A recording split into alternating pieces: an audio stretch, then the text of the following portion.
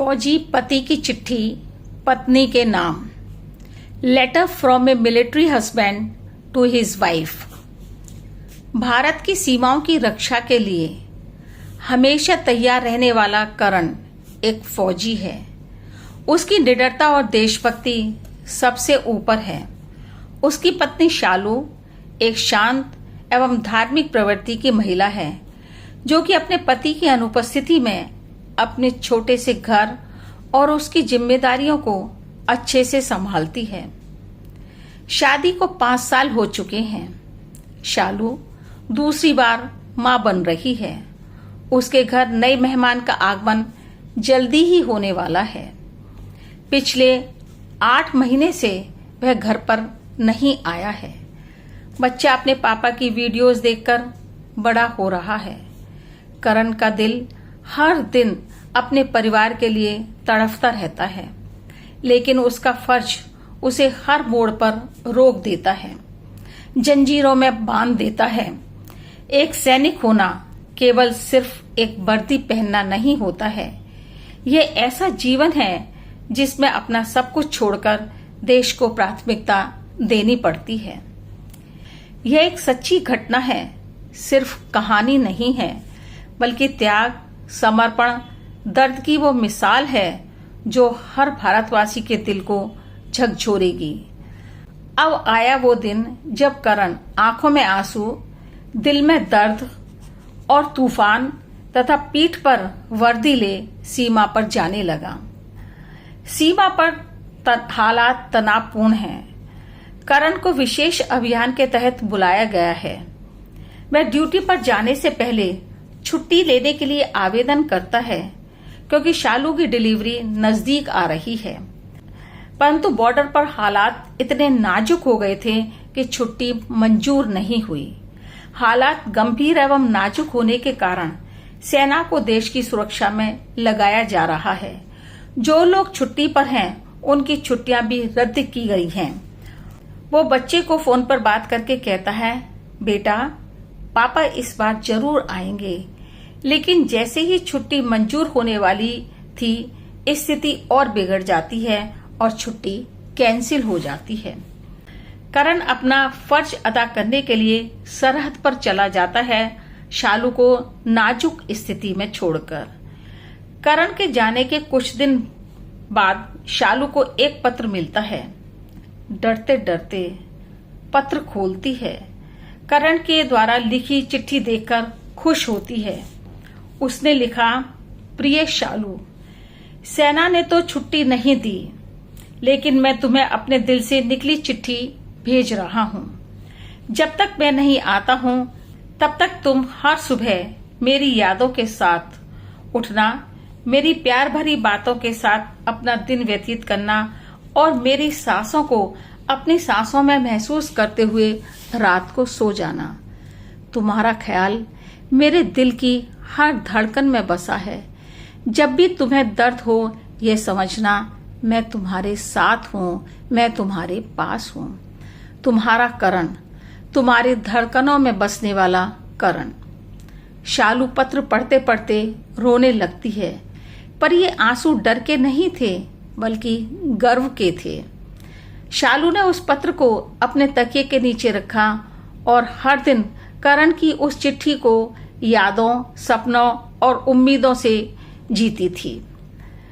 1 महीने के पश्चात शालू ने बेटे को जन्म दिया। माँ और बच्चा दोनों स्वस्थ हैं। बस कमी है तो पिता की, इंतजार है तो पिता का। तभी एक दरवाजे पर करण को खड़े देख उसे अपनी आंखों पर विश्वास नहीं हो रहा था। करण के चेहरे पर मुस्कान है और हाथ में एक छोटा सा झंडा अपने छोटे से प्यारे से बेटे के लिए। उस दिन एक फौजी ने केवल अपने देश की सीमा की रक्षा नहीं की, अपितु एक पति ने अपने प्यार की, अपने वचन की और एक औरत के विश्वास की रक्षा निभाई। हर फौजी की छुट्टी सबसे बड़ी लड़ाई है। हर फौजी की छुट्टी सबसे बड़ी लड़ाई है। कर्तव्य और प्यार के बीच यह दीवार पाई है। कर्तव्य और प्यार के बीच यह दीवार पाई है। कुछ दिनों की छुट्टियां बिताने के बाद करण अपनी ड्यूटी पर वापस चला गया। वायदा करके गया, इस बार जल्दी आऊंगा अपने प्यारे प्यारे बच्चों के पास। करण को गए हुए 6 महीने हो चुके हैं, पर ना तो वह आया और ना ही कोई पत्र आया। तब शालू पति के आने का इंतजार करते हुए उसे पत्र लिखती है। श्रद्धेय करण, बच्चे हर रात तुम्हारी वीरता की कहानी सुनकर सोते हैं। छोटा बाला धीरे धीरे करके बोलना सीख रहा है।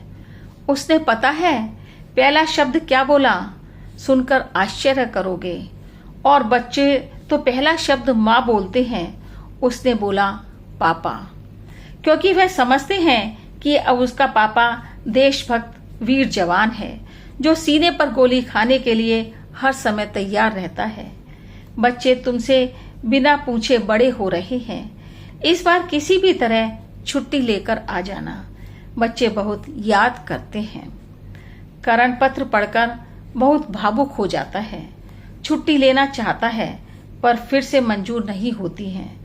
तब वह शालू को एक भावनात्मक और प्रेरणादायक चिट्ठी लिखता है, क्योंकि वह जाने से पहले पत्नी और बच्चों को आने की आस देकर आया था। वह लिखता है, प्रिय शालू, मेरी प्यारी शालू, मेरी बच्चों की माँ शालू। न जाने किन किन संबोधनों से संबोधित करता है। खैर, जब तुम्हारा चेहरा मेरी आंखों के सामने घूमता है, दिल खुश हो जाता है, चाहे कुछ मिनटों के लिए ही सही। इस बार जब मैं घर से चला था, तब तुम्हारी आंखों में आंसू और बच्चों की मासूमियत भरी मुस्कान दोनों ने मेरे सीने में एक जगह बना रखी है। यद्यपि सरहद पर खड़ा हूं, पर मन और दिल तो तुम्हारे और बच्चों के पास है। शालू, यहाँ पर बहुत बर्फीली हवाएं चल रही हैं। सब कुछ जैसे जम रहा है, पर तुम्हारी और बच्चों की यादें मुझे गर्माहट दे रही हैं। यहाँ पर गोलियों की आवाजें हैं, पर तुम्हारी मधुर आवाज गोलियों की आवाज की जगह आती है। मैं यह भी जानता हूँ कि तुम रोज भगवान से मेरी दीर्घायु की प्रार्थना करती हो, मंदिर जाती हो और दिया भी जलाती हो।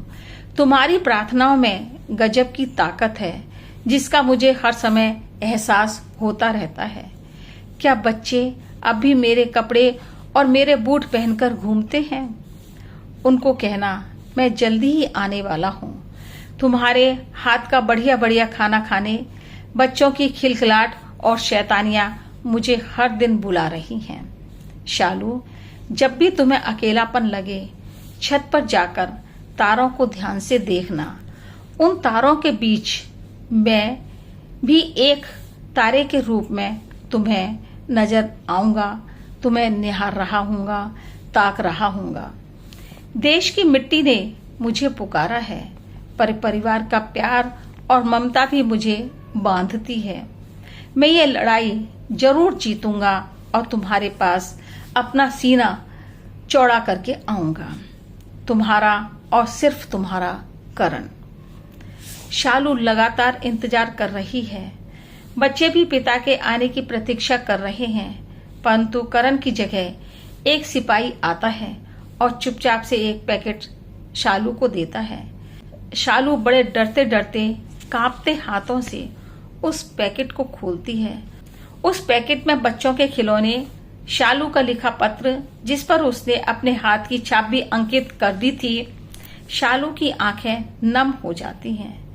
वह ऊपर सिर उठाकर भगवान से कुछ कहती है।